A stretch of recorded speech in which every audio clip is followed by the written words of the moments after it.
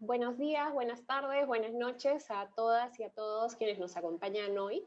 Vamos a dar inicio a una capacitación sobre nuestro reglamento y nuestro protocolo sobre violencia basada en género, que va a abarcar específicamente los aspectos relacionados al acoso u hostigamiento sexual en el lugar de trabajo. Como yo acabo de decir, dice en el lugar de trabajo. Sin embargo, nuestra responsabilidad como organización es extender estos mecanismos de protección no solamente a los trabajadores y trabajadoras de transparencia, sino también a las personas que se desempeñan en la organización como parte de los equipos de voluntariado, de observación electoral, de veedurías ciudadanas, etc. Entonces, aquí vamos a tener un resumen de nuestro reglamento interno y de nuestro protocolo para la prevención y sanción del hostigamiento sexual en el lugar de trabajo, que como acabo de decir, se hace extensivo también a toda nuestra red de voluntariado a nivel nacional y también a nuestras veedurías ciudadanas.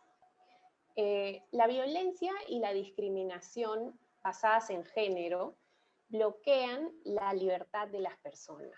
Van a restringirlas a los espacios privados solamente, van a obstaculizar el ejercicio de sus derechos y son formas de violencia que le asignan a una persona un rol, un estereotipo o un estándar de conducta diferente sobre la base de su sexo, su orientación sexual, su identidad de género.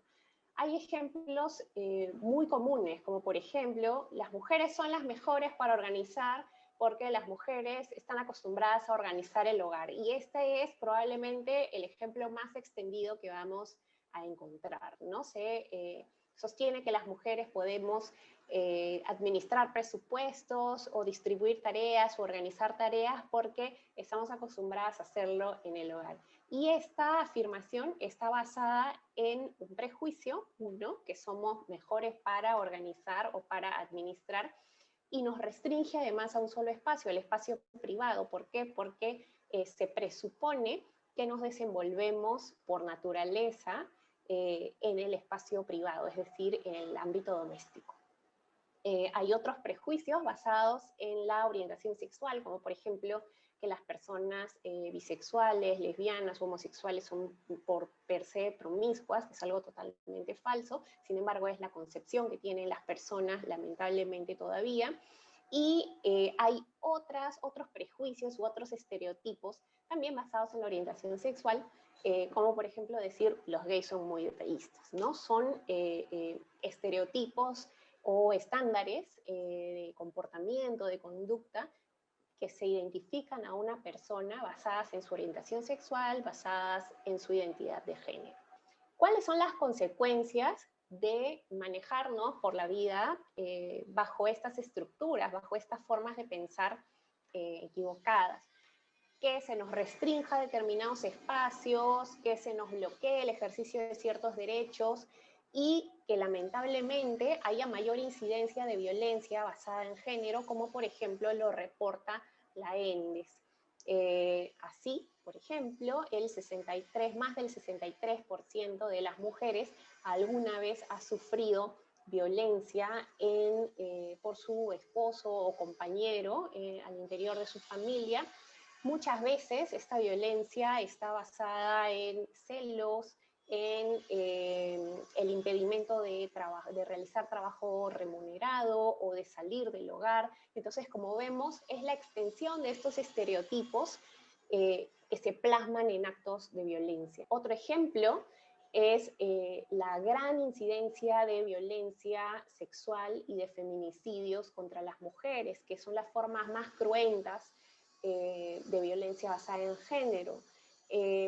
Y así, lamentablemente, Perú ocupa el tercer lugar en el mundo por violaciones sexuales y por feminicidios, y de todas las denuncias de violación sexual en el Perú, el 76% de las víctimas son menores de edad.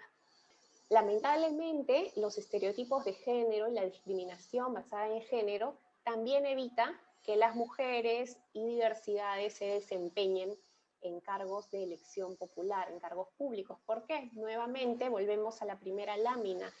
Habíamos dicho que nos restringe a los espacios privados o nos asigna un estándar de conducta o un comportamiento, ¿no es cierto? Y eso, ¿qué va a hacer? Nos va a restringir el acceso a los espacios públicos. Y de esa manera tenemos que entre el 2016 y el 2021 solamente hemos tenido 30% de congresistas, este porcentaje se mantiene hasta ahora, y en las últimas elecciones solamente el 4.9% del total de alcaldes distritales son mujeres, son alcaldesas, 3% son alcaldesas provinciales, y tenemos, por supuesto, 0 gobernadoras regionales. Tenemos disposiciones específicas para luchar en contra de estas conductas que lesionan nuestros derechos a la participación política y al ejercicio de nuestros derechos ciudadanos en condiciones de igualdad. Y con ese objetivo tenemos, por supuesto, la Ley de Prevención y de Sanción contra el Hostigamiento Sexual, que define que el hostigamiento sexual es toda actitud sexista o de connotación sexual que genere un ambiente hostigante para la persona. Estábamos diciendo, recordando un poco lo de hace unos minutos, que la persona no tiene las mismas libertades, no tiene las mismas capacidades y no puede realizar las mismas elecciones para ocupar determinado rol o determinado espacio.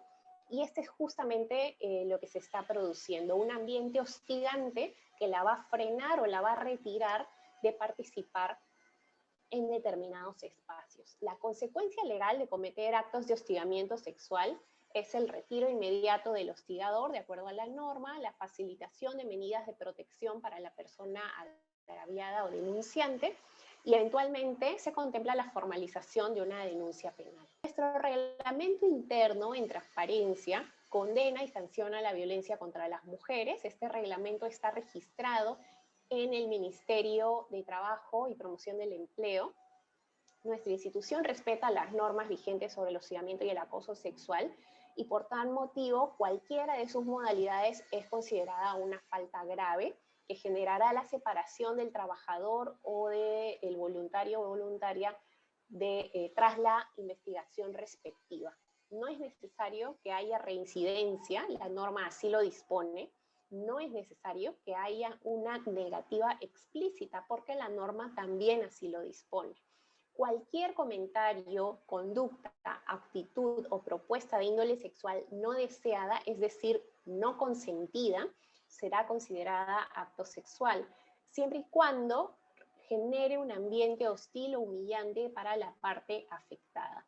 No es necesario que las personas tengan una relación de subordinación. Es posible que las personas tengan el mismo rango, es decir, es posible que las dos personas sean voluntarias al mismo nivel, es posible que las dos personas sean coordinadoras al mismo nivel. No es necesario que una tenga mayor poder sobre la otra. El poder puede existir, puede hacerse presente mediante una relación de jerarquía, es decir, que una persona tenga un cargo de mayor autoridad sobre otra, pero también se puede dar entre dos partes que tienen la misma jerarquía. No es necesario, nuevamente, que exista un rechazo explícito a la conducta mencionada en el apartado anterior. El acto central o el elemento central, cuando hablamos de acoso o de hostigamiento sexual, es el consentimiento. Y el consentimiento tiene que ser libre, explícito, sin coacciones y sin condicionamientos. Es libre y es explícito cuando hay un sí o una voluntad, una manifestación de voluntad a favor de esa conducta de manera explícita, y no es coaccionada ni condicionada cuando no median, por ejemplo, relaciones o de autoridad o de reverencia. Puede ser que una persona no sea tu jefe directo, pero es una persona que tiene una posición de poder distinta a la tuya, porque es más antigua o porque es famosa o reconocida. Entonces, nuevamente volvemos a este elemento que es la jerarquía. Puede haber una relación de jerarquía, pero puede haber una diferencia de poder sin que necesariamente haya una relación de jerarquía. Es decir, entre dos partes, que de repente las dos personas son voluntarias, pero una es más antigua o tiene un reconocimiento o tiene algún otro factor que determina que tenga un poder distinto, una posición de poder distinta a la persona que se considera hostigada. En este sentido, se realizan capacitaciones y charlas de manera permanente a todo el personal, a todos los voluntarios y voluntarias. Es obligatoria, como la que estamos teniendo el día de hoy, y se recomienda a todos los trabajadores y a todas las trabajadoras revisar el sitio web Trabaja Sin Acoso del Ministerio de Trabajo y de Promoción del Empleo, pues allí existen una serie de recursos como test, lecturas, entre otros, que siempre es bueno tomar en cuenta en caso de que alguien tenga alguna duda o quisiera tener información a mayor profundidad.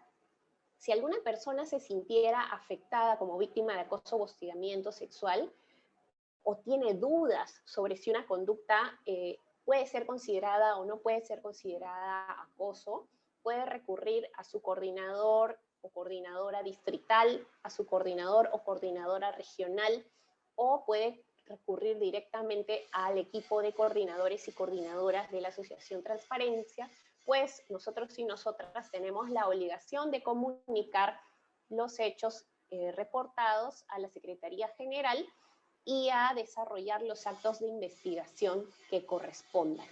Los hechos de violencia contra las mujeres o de violencia basada en género descritos en esta sección serían puestos en conocimiento del Consejo Directivo de la institución.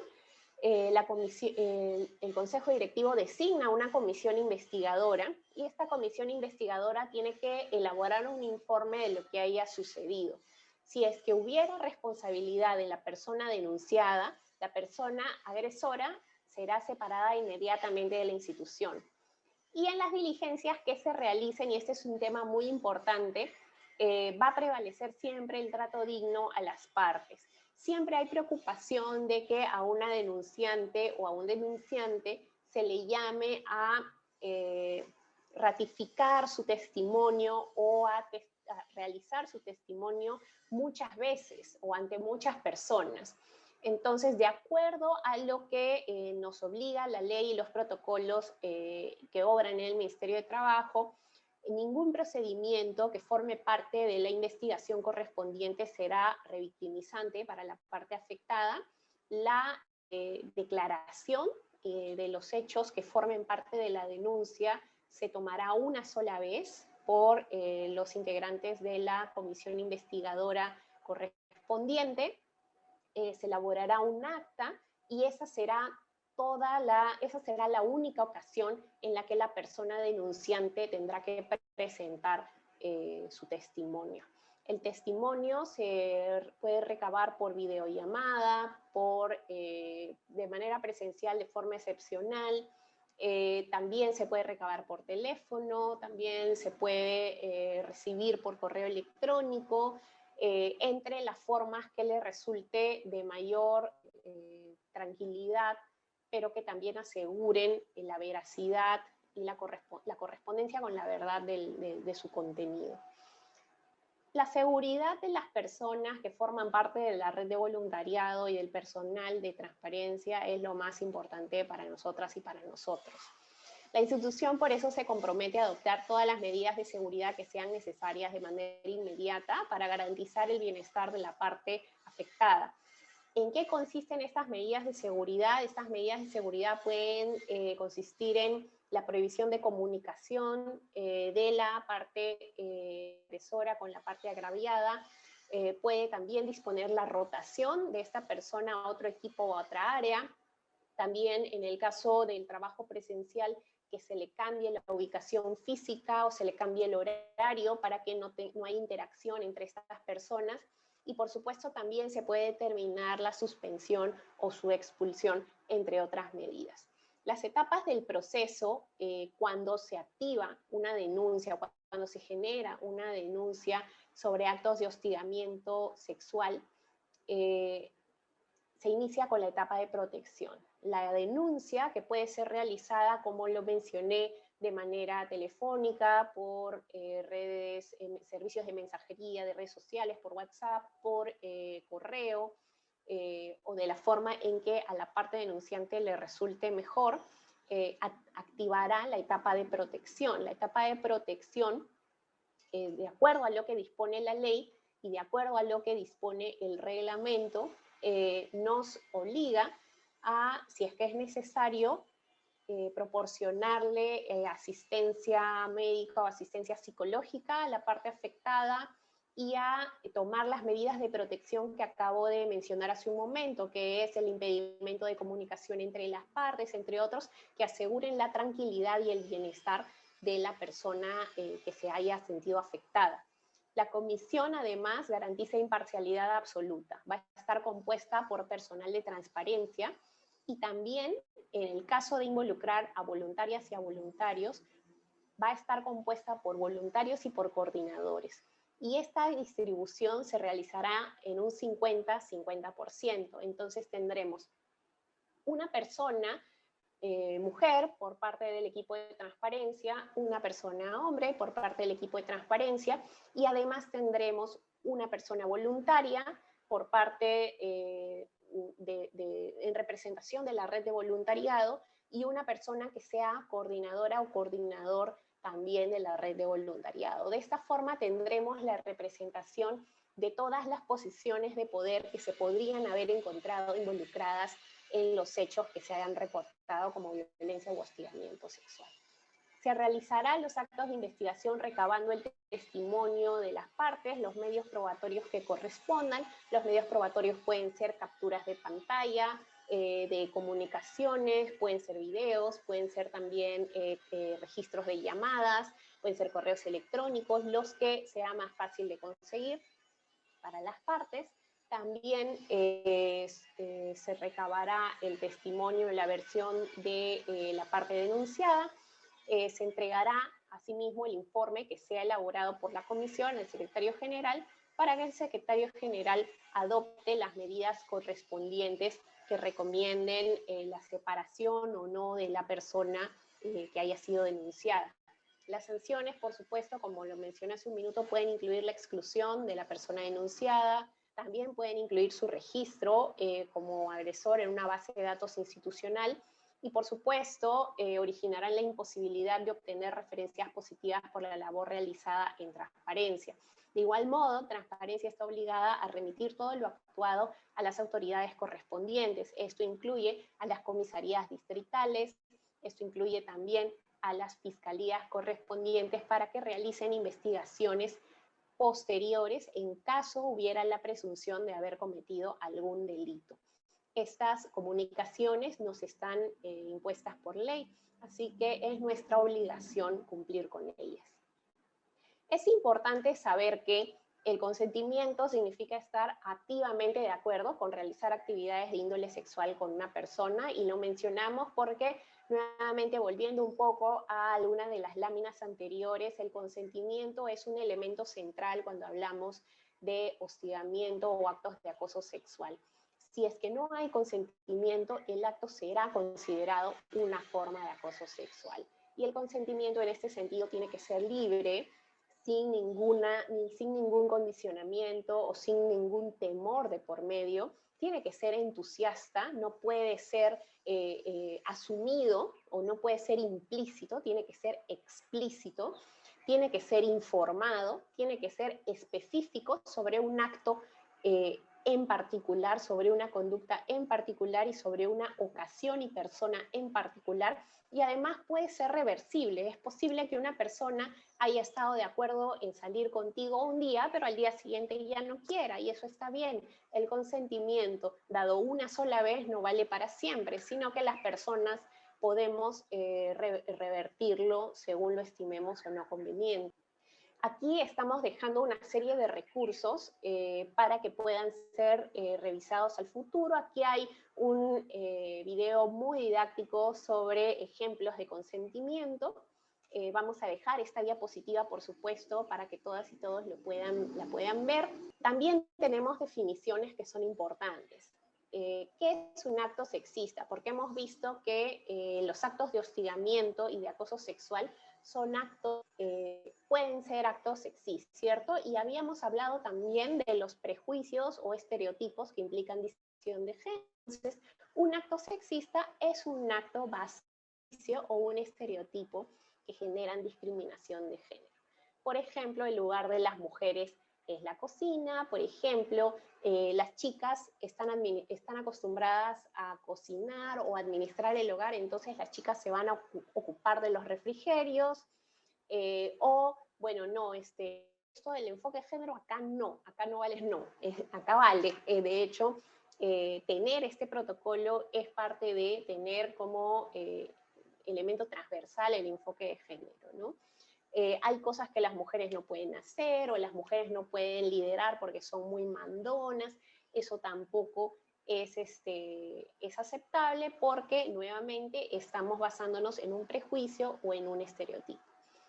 El hostigamiento sexual, nuevamente para repasar, es cualquier conducta física o verbal de connotación sexual o sexista no deseada o no consentida por la víctima. ¿Qué significa? Significa que ¿hay necesariamente una relación de autoridad? Puede que sí, puede que no. La relación de autoridad será el poder de dirección de una persona hacia otra. Por ejemplo, de un coordinador distrital o de una coordinadora distrital hacia una persona que es voluntaria en un distrito, o de una persona que es coordinadora o directora de un equipo hacia sus asistentes o hacia sus practicantes, ¿no? Esa es una relación de autoridad. También existen relaciones de jerarquía. Es una escala de poder en razón del grado que ocupa una persona respecto de otra. Por ejemplo, una coordinación regional respecto de una coordinación distrital.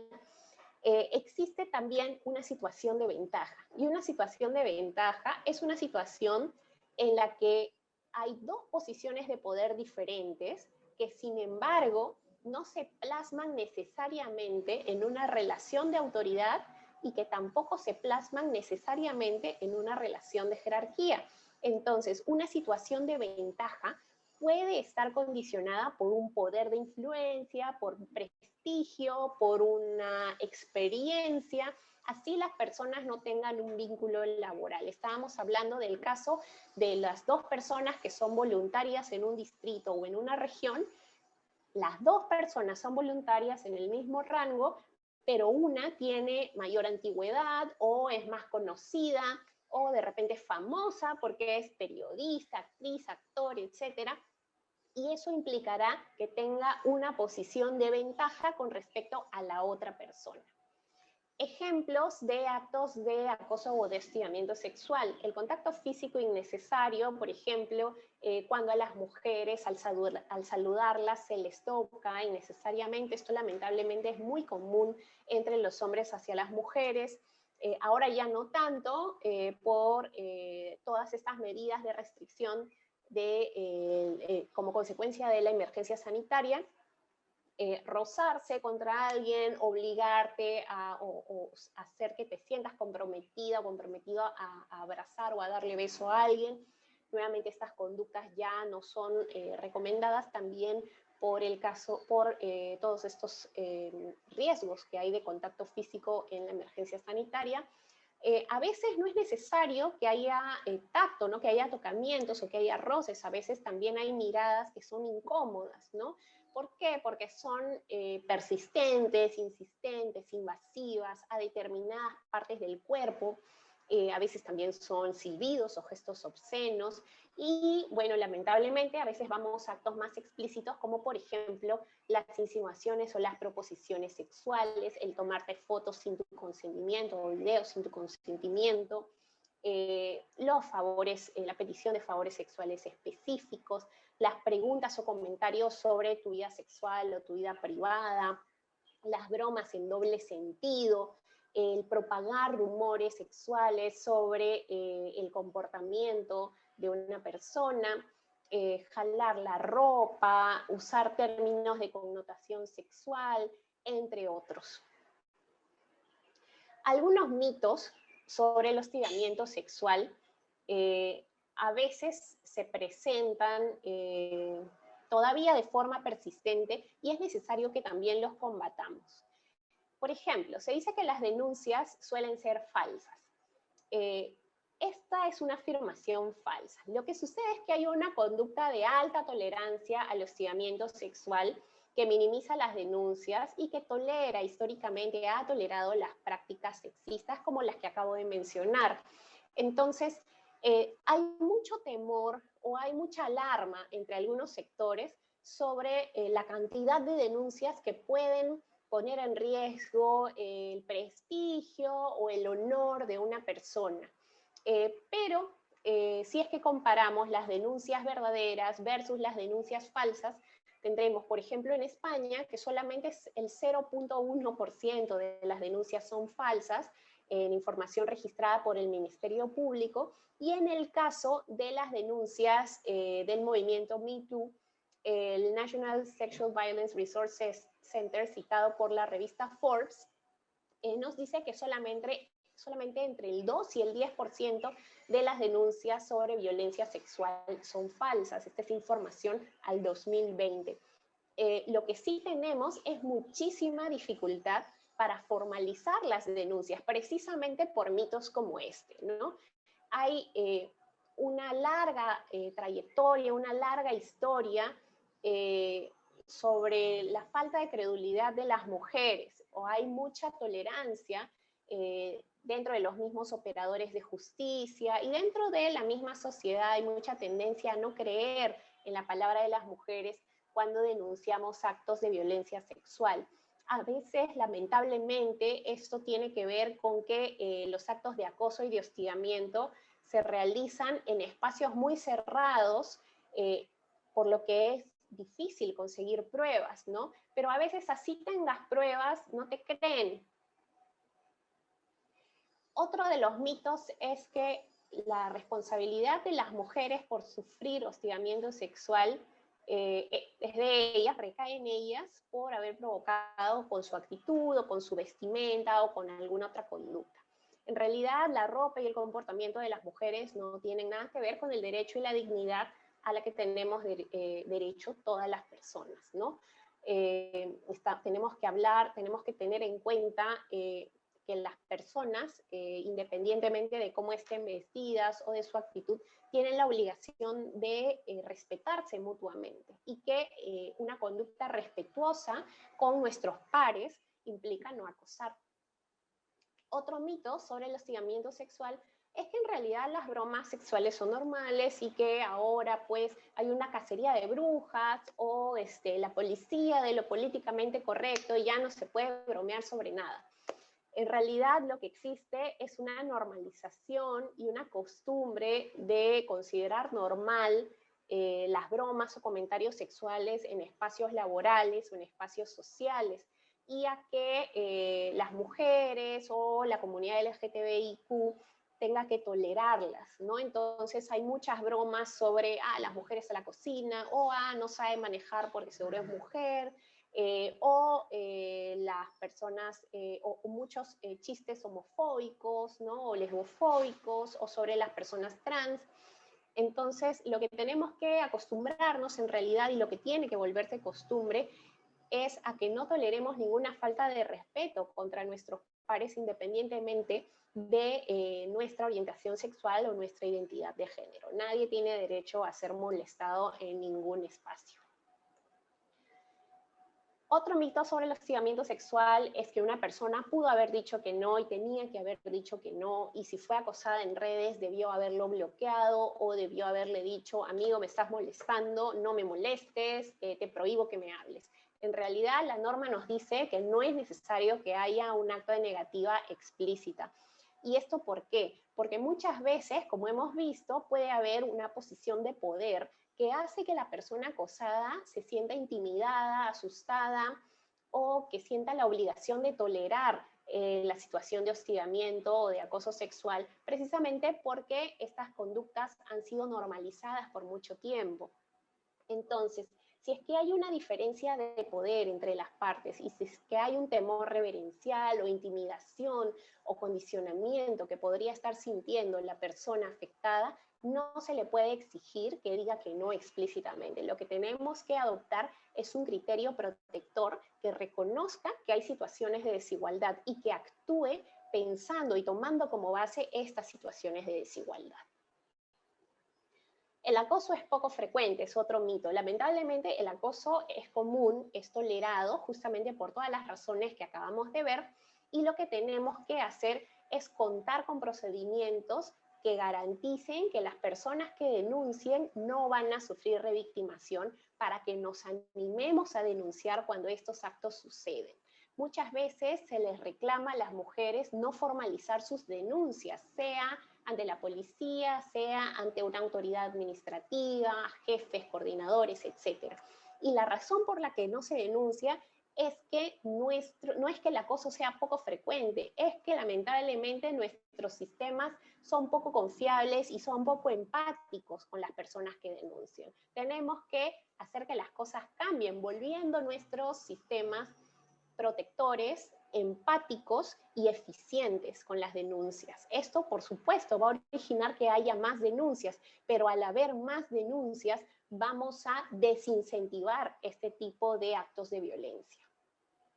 ¿Solo los hombres hostigan sexualmente? No. También las mujeres pueden hostigar sexualmente. Los actos de hostigamiento o de acoso se pueden dar entre personas del mismo sexo, y es independiente la orientación sexual o la identidad de género de las personas involucradas. Lamentablemente, cualquier persona puede hostigar o acosar. También se suele pensar que esto es algo que solamente le pasa a las mujeres jóvenes, y no, esto es algo que le puede pasar a cualquier persona de cualquier orientación sexual o identidad de género, de cualquier edad, de cualquier condición social, en cualquier lugar. ¿Dónde nos podemos comunicar? Como les conté, hay servicios universales, seas o no seas voluntario, como la línea 100 o como el chat 100. También puedes comunicarte con tu coordinador regional o distrital de voluntariado, también puedes comunicarte conmigo, ahí está mi correo y mi teléfono. Y voy a dejar aquí al final un ejercicio sobre varios de los elementos que acabamos de ver. Veamos juntas y juntos este video y reflexionemos sobre las preguntas que vayamos a hacer a continuación. Sobre la base de lo que hemos visto en el video, reflexionemos y respondamos. ¿Qué tipo de vínculo o de relación hay entre el agresor y la víctima? Hemos visto que hay vínculos que pueden estar basados en la autoridad, en la jerarquía, o a veces en una posición de ventaja. ¿Cuáles son los que hemos identificado en esta situación en concreto? En segundo lugar, identifiquemos qué actos de los que hemos visto constituyen hostigamiento sexual. De repente hemos identificado algún acto de proximidad física, de repente hemos identificado alguna broma en doble sentido. ¿Qué es lo que hemos visto? En tercer lugar, analicemos si es que existe consentimiento por la parte afectada.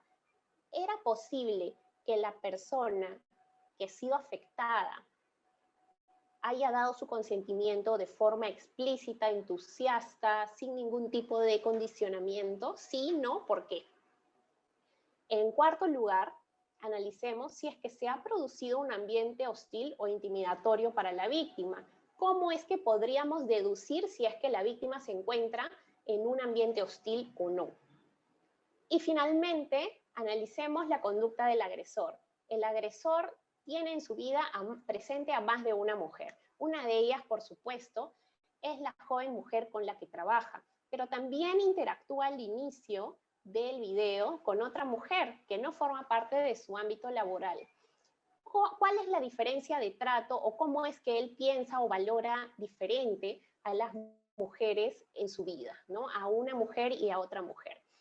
Esta reflexión nos debería permitir pensar, por ejemplo, en los casos en los que una persona dice: yo no agrediría a ninguna mujer porque tengo madre o porque tengo hija. ¿Sí o no? Gracias por ver este video y recuerda que puedes contar con nosotras y con nosotros en caso sientas que estás siendo víctima de alguna de las conductas que acabamos de reconocer.